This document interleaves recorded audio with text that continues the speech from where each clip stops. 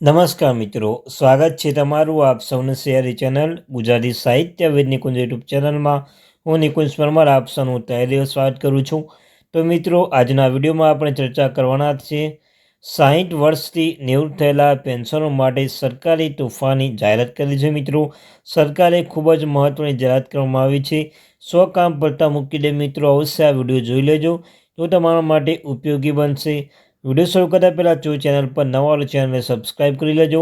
તમને ચેનલ પર સરકારી કર્મચારી, નિવૃત્ત કર્મચારી, પેન્શન ધારક બાબતે અધિક અપડેટ મળતી રહેશે. તો આપણી આ ચેનલ એટલે ગુજરાતી સાહિત્ય વિદ નિકુંજ ચેનલને સબસ્ક્રાઈબ કરવાનું ભૂલશો નહીં. ચાલો, તો ફેમિલી મેમ્બરો જે સાથે મિત્રો વોટ્સઅપ ચેનલ ટેલિગ્રામ બંને બનાવે છે, લિંક ડિસ્ક્રિપ્શનમાં મૂકું છું, અવશ્ય જોઈન થઈ જજો. તો ચાલો, તો ફેમિલી મેમ્બરો વધારે સામાન્ય બગાડ વિડીયો શરૂઆત કરું છું. તો ડીએ એરિયર કેન્દ્ર સરકાર તાજેતરમાં 1 કરોડથી વધુ સરકારી કર્મચારીઓના મોંઘવારી ભથ્થામાં ડીએનો વધારો 53% કર્યો છે. દરમિયાન તાજેતરના અપડેટ મુજબ તમને જણાવી દઈએ કે નવા વર્ષ અવસર પર કર્મચારીને વધુ એક મોટી ભેટ મળી શકે છે, જેના કારણે કર્મચારીના ખાતામાં પૈસા આવશે. સરકાર તાજેતરમાં 1 કરોડથી વધુ સરકારી કર્મચારીઓના મોંઘવારી ભથ્થામાં એટલે કે ડીએ વધારો 53% કર્યો છે. દિવાળીના અવસર પર આ જાહેરાત કરવામાં આવી હતી. નવા વર્ષ નિમિત્તે કર્મચારીને બીજી મોટી ભેટ મળી શકે છે. ઉપરાંત તેઓ 18 મહિનાની એરિયર્સની રાહ જોઈ રહ્યા છે, જે હવે ક્લિયર થઈ શકે છે. 7મા પગાર પંચની અપડેટ પણ છે. મને કે 18 મહિનાનું એરિયર્સ ક્યારે મળશે? તો મિત્રો, નવા વર્ષની શરૂઆત થવાના લગભગ 1 મહિનો બાકી છે. આ દરમિયાન સરકાર ડીએના બાકી મુદ્દે મોટી જાહેરાત કરી શકે છે.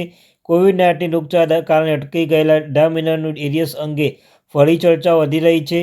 મીડિયા રિપોર્ટ્સ અનુસાર કર્મચારી નવા વર્ષ પહેલાં આ એરિયર્સ મળી શકે છે, અને કર્મચારીઓના સંગઠનનું માનવું છે કે સરકાર વર્ષના અંત સુધીમાં આ મુદ્દે મહત્વનો નિર્ણય લઈ શકે છે. જો કે હજુ સુધી આ અંગે કોઈ સત્તાવાર પુષ્ટિ કરવામાં આવી નથી.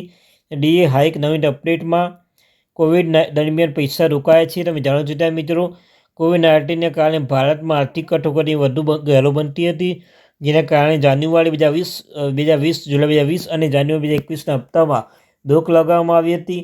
ઘણા વર્ષો પછી બાકી નીકળતા જે પૈસા છે. જો કે તાજેતરના દિવસોમાં ભાવ વિશે ચર્ચા કરવામાં આવે છે. લોકો આ ભારત સરકારની પાસેથી આ મુદ્દે સ્પષ્ટતા અને ઉકેલની અપેક્ષા રાખી રહ્યો છે, જેથી તેમને આર્થિક સ્થિતિમાં સુધારો થઈ શકે છે. દિવાળી પર મોટી ભેટ મળી શકે છે. દિવાળી પર ભેટ મળી શકે કેમ કે મિત્રો, આ વર્ષ દિવાળી પર કેન્દ્ર સરકાર સરકારી કર્મચારીઓના મોંઘવારી ભથ્થામાં 3% વધારો કર્યો છે. જો કે આ નિર્ણયથી 50 લાખથી વધુ કર્મચારીઓના અને 68 લાખ પેન્શનધારકોને ફાયદો થશે. હવે પણ મોંઘવારી ભથ્થામાં 53% પહોંચી ગયું છે, જે કર્મચારીઓ માટે એક મહત્વપૂર્ણ નાણાકીય સહાય છે. 8મો પગાર પંચ 2025-26માં ફેબ્રુઆરીના રજૂ થનાર બજેટ પહેલાં કેન્દ્ર સરકાર દ્વારા 10 વર્ષ સરકારી કર્મચારીઓના પગારમાં સુધાર કરવા માટે 8મા પગાર પંચની ચર્ચા તેજ થઈ ગઈ છે. 7મા પગાર પંચની રચના ફેબ્રુઆરી 2014માં કરવામાં આવી હતી, પરંતુ તેની ભલામણ જાન્યુઆરી 2016થી લાગુ કરવામાં આવી હતી, જે ગત ડિસેમ્બર 2025ના રોજ સમાપ્ત થશે. તેના આધાર આગામી પગાર પંચની મોંઘ વધવા લાગી છે. અને મિત્રો, અનુમાન લગાવવામાં આવી રહી છે કે કેન્દ્ર સરકાર 2025-26ના બજેટ 8મા પગાર પંચ લઈને મોટી નિર્ણય કરી શકે છે. જો 8મા પગાર પંચ ભલામણ લાગુ કરવામાં આવશે તો લઘુત્તમ પગાર 34,000 અને પેન્શન 27,000 સુધી પહોંચી શકે છે. જો કે આ અંગે હજુ કોઈ સત્તાવાર નિવેદન બહાર પડ્યું નથી.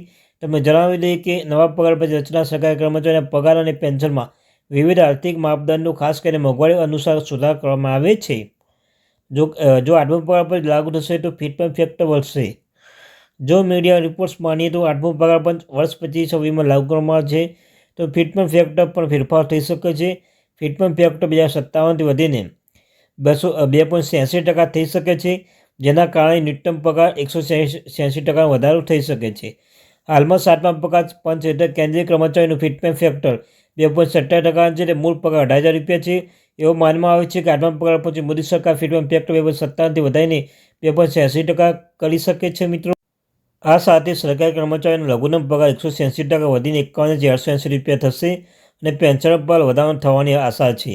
186% જે હાલનું પેન્શન 9,000થી વધીને 25,740 થશે. જો આ સત્તાવાર પુષ્ટિ હજુ બાકી છે. આ પહેલાં કેન્દ્ર સરકાર છેલ્લી વખત 2016માં ફિટમેન્ટ ફેક્ટર વધારો કર્યો હતો, અને તે જ વર્ષથી 7મું પગાર પંચ લાગુ કરવામાં આવ્યું હતું, જેનાથી લગભગ 48.62 લાખ કર્મચારીઓ અને 67.85 લાખ પેન્શનધારકોને ફાયદો થશે. ફિટમેન્ટ ફેક્ટર વધારો કરવાની માંગ શા માટે? ફિટમેન્ટ ફેક્ટર એક ગુણાંક છે જેના દ્વારા પગાર પેન્શનમાં સુધાર કરવામાં આવે છે. આ પરિબળના કારણે કેન્દ્રીય કર્મચારીનો પગાર 2.5 ગણાથી વધુ વધી જશે.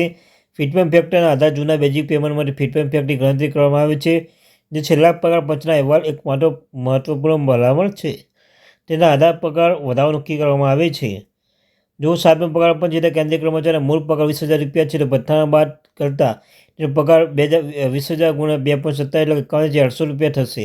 જો 8મો પગાર છે તેમાં વધારીને 2.86 કરવામાં આવે તો 20,000 ગુણ્યા 2.86 બરાબર 27,200 રૂપિયા થશે. તો મિત્રો, આ ત્યાંથી મહત્વપૂર્ણ update. Thank you very much.